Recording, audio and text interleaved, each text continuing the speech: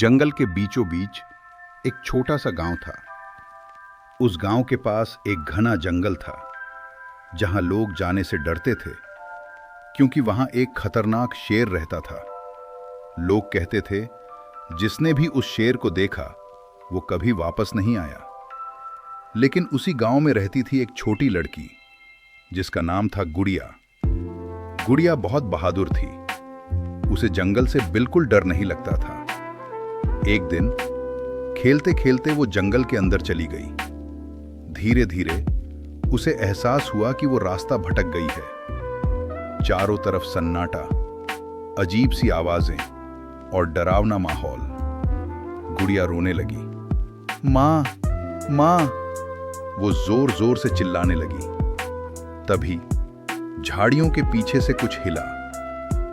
गुड़िया की सांस रुक गई और फिर सामने आया वही खतरनाक शेर। उसकी आंखें चमक रही थीं और वो धीरे धीरे गुड़िया की तरफ बढ़ रहा था। गुड़िया डर के मारे आंखें बंद कर लेती है। उसे लगा अब सब खत्म। लेकिन कुछ अजीब हुआ। शेर ने उस पर हमला नहीं किया, बल्कि वो उसके पास बैठ गया।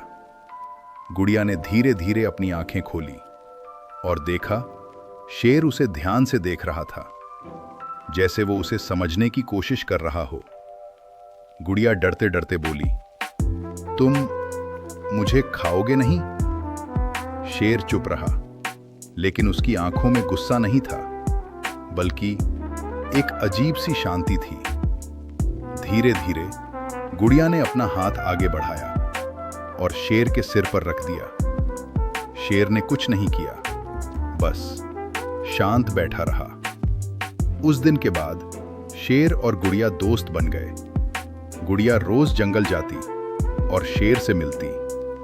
वो उसके साथ खेलती, उसे बातें सुनाती और शेर हर बार उसकी रक्षा करता।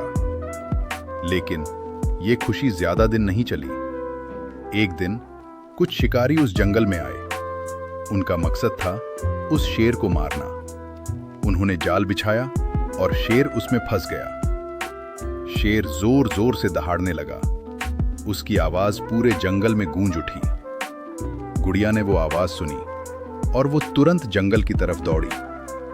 जब वो वहां पहुंची, उसने देखा उसका दोस्त शेर जाल में फंसा हुआ था और शिकारी बंदूक लेकर खड़े थे।